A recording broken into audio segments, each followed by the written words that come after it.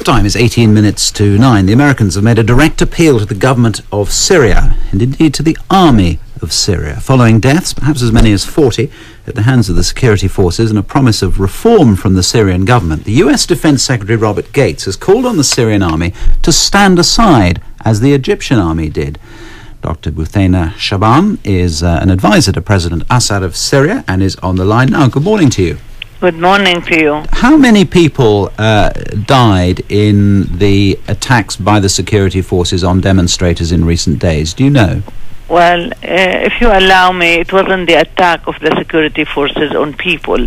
Right from the first day, the government announced publicly that no use of live ammunition, even if security forces are hit by this armed group. But there are pictures, just on that point though, it's a terribly important one. There are pictures that are available on YouTube. They can be viewed around the world of what appears to be security force people shooting with live ammunition. Are you saying they're fake, or that didn't happen? No, that did not happen, because these are shooting on people are not security forces. The government arrested an armed group with snipers, with weapons, with money that is coming across the border that used all this, and the total number is 34 people, regrettably, had been killed. Women were killed looking out of the window. Definitely, it's not the Syrian government who would do that. So who were these people?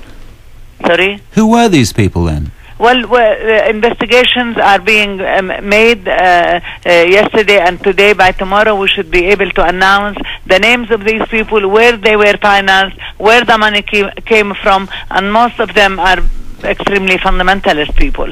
So by tomorrow, hopefully, all the investigations will be concluded with these people, and we'll be able to announce to all world media. But I would really like to ask world media to stop inciting violence, because really, honestly, the reports that are being given, as if the government is standing against the people, or our security forces against the people, well, that is not the case at all. Let me ask you this then. Please. Why not, if you think the outside world is inciting violence, why not just allow the kind of measure of freedom that is now available, for instance, to people in Egypt? Why not allow the Western media in, indeed the rest of the Arab media in? The Western media is in.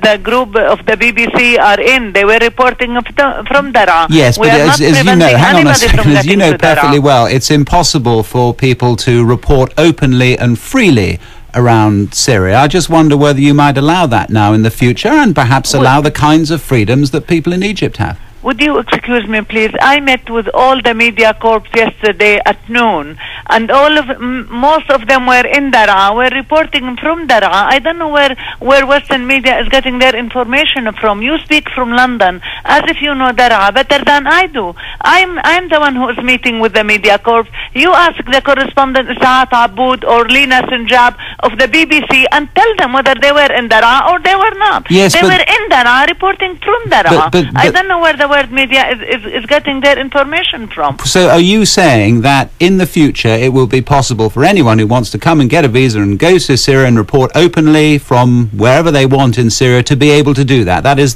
what you're telling us. It is possible now. Kilben O'Shea from Sky News called me yesterday. I said to him, you can come tomorrow. Carl Perry from CNN called yesterday. We gave him visa immediately. All right. And what about my wider point about freedom? I mean, are you now, because there have been concessions, haven't there? Are you now, is President Assad now willing to give the people of Syria the kind of freedoms that other Arab people have been calling for?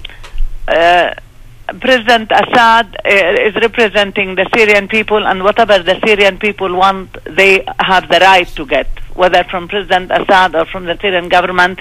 The government is there to serve the people, to give the people whatever they demand, their legitimate rights to be responded to. That's what we are here for. Dr. Buthaina Shaban, thank you very much for talking to us. Thank you very much. Thank you.